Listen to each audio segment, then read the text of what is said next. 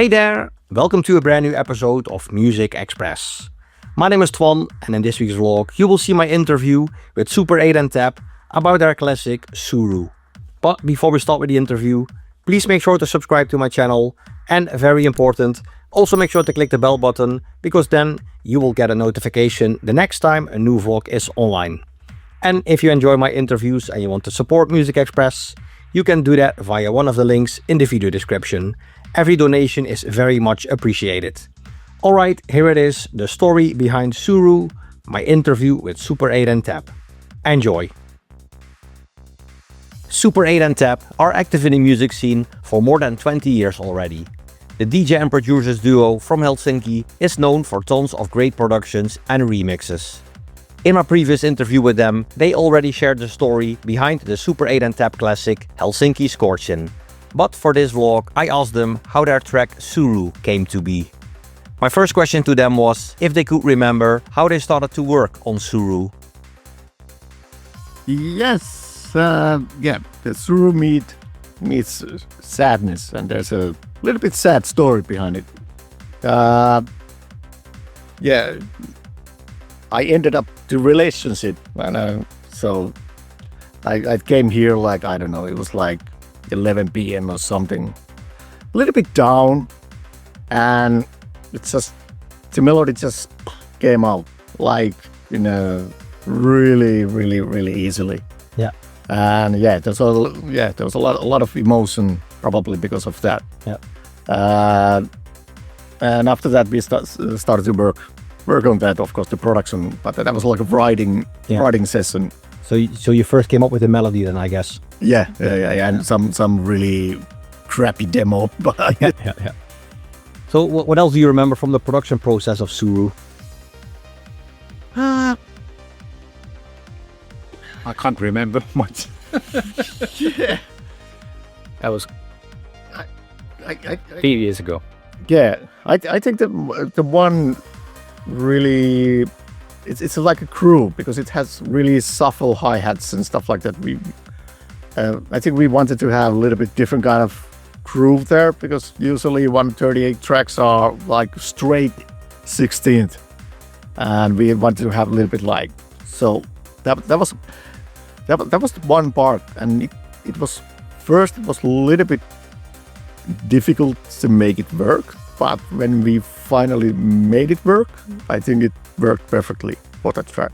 So did you chop up loops again for this one? No, that was a lot of hi-hats. Maybe there's I don't even, maybe there's not even a loop. There was a lot of hi-hats. I can remember that I used a lot of different hi-hat sounds to get that sizzle up there. What kind of equipment was used? It was Logic. The lead is from Virus mostly, but then it's doubled with ES2 once again, and with JP8000. Yeah. So Suru also contains a female vocal sample. Can you tell more about that one? Good question. It's some vocal from somewhere, and we just chopped it up. Yeah. Also, at least there was some chopping in the track. Oh yeah. Yeah. So I tried to figure out what she was actually singing, but then I guess you also don't have a clue. No, not definitely. There's no words, because a lot of the times when you take a vocal sample, you try to cut out all the consonants, just use the vowels, so you can, and then you mess around so that you can get some sort of melody, which fits with the rest of the track. Yeah. Was Suru an easy track to make, or were there some things that were like a bit more complicated? Was it easy? Probably wanted to do something uplifting again. Yeah. Even though it was quite emotional track. How many BPM is it? Maybe 138. 138. Back in the day, I see 138 BPM, and in the C, Standard 138. Yeah.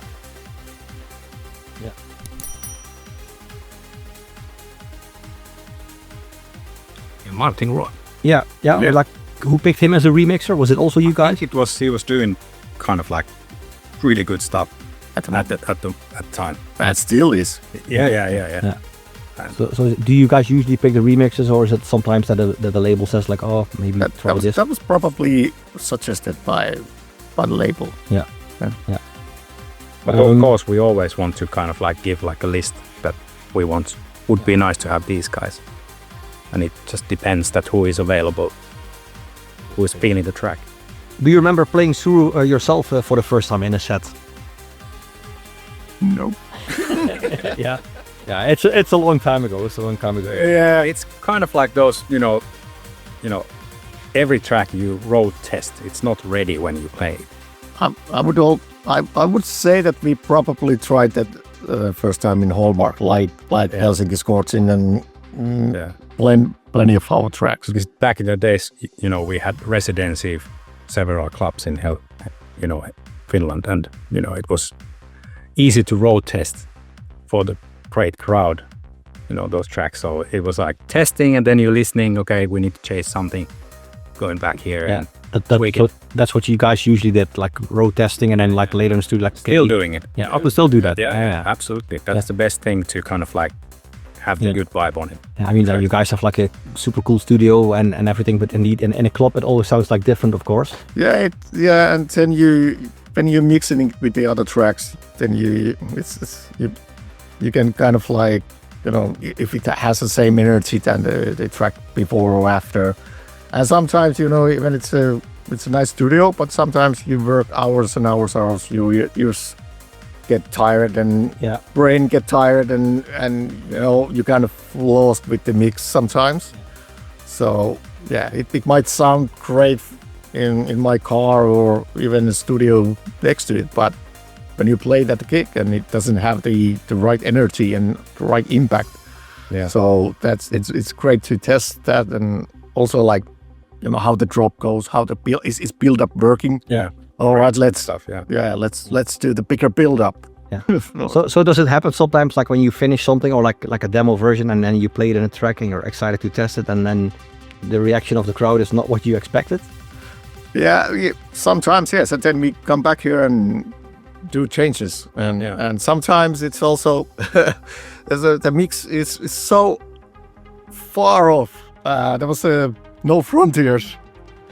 We were mixing it here, and we were like, "Oh, this sounds amazing!" Yeah, we had new speakers. We have new speakers, and we were like, "Sounds amazing!" And I can remember I was, you know, mixing it in the Minister's Sound. I was like, "Oh man, now you guys don't know what's gonna hit you, man!" And I mixed it in, and it was like, and there was so much bass. Everything was rattling, and it was like, we clicked another track. Oh yeah. That Ministry of Sound had like massive sound system in London, and it had like a little bit too much bass. Yeah. Even that sound system was on its knees. But that's a good story. See, this is why I like doing these interviews and the stories like this. So maybe there are people watching that were actually there at that gig, and they're gonna say like, "Oh, I remember." What happened? Yeah. But now we know what happened, right? So yeah, Suru got played by all the big trance names at the time: Tiesto, Armin, Ferry Corsten, ATB, and of course Above and Beyond. Were you guys surprised so many of them did support the track, or did you kind of expect like, yeah, the trance DJs will probably like this track? You never know, you know. It's especially you've been working with the track. I don't know how long we did work with the track. And you already have something new on the works. Yeah. When the tracks comes out, especially at the time when there was vinyl. Yeah. You know, the lead time to the release was so long, and then it's now finally out. Yeah. And people have it, and then they start playing it, and you know. Yeah. Have we just noticed before the interview that you guys didn't even have time to unpack the records that were sent to you? So far Suru has only been released as an original, plus Martin Rod did 2 remixes. So if you could pick whoever you wanted to make a new remix of Suru, who would you pick then and why? We know there is an artist working on it. Yeah. And is it an artist from Finland or? No. Not. Yeah. No, yeah. You cannot say too much about it. He's been working on it half a year, so let's wait to finish. Yeah, exactly. He's road testing it. Yeah. Okay, good. Yeah. So, do you guys have still something on your bucket list, music-wise? I mean, yeah, you already said in the first interview that you had a number 1 in Finland, but something else maybe? I don't know. It's just, you know, Like maybe a collab with like a vocalist, or maybe like with another producer. There, probably, I don't know. yeah, good question. We get this question every now and then. and still we are not able to answer it. It's difficult to answer. Of course, it would be always nice to, do a collab with. I can tell now.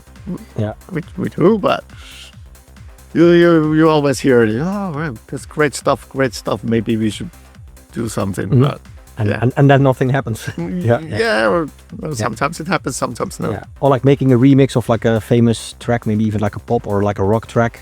Because I think, you guys both listened to rock back in the day. No, not that much. No. Yeah, when I was really young, I was listening to heavy rock, but that was like only 2 years. Yeah. Then I found Yeah. hip hop. Well, thank you very much for your time and good luck with everything. Yeah. Thank you. Alright, that was it. This week's vlog, the story behind Suru, my interview with Super8 and Tab. Miika and Janne, thanks a lot for your time. Much appreciated. Thank you for watching. I hope you enjoyed the vlog. If you did, make sure to give this video a like, leave a comment in the comment section below, and very important, make sure to subscribe. Also make sure to click the bell button, because then you will get a notification the next time a new vlog is online. And in case you missed it, I did 2 more interviews with Super8 and Tab. The first one is online already, and that one we're talking about Helsinki Scorchin, and there will be another one, and in that one we're gonna talk about Electra. That vlog should be online in a couple of weeks from now, so stay tuned. Once again, thanks for watching, and until next time, bye bye.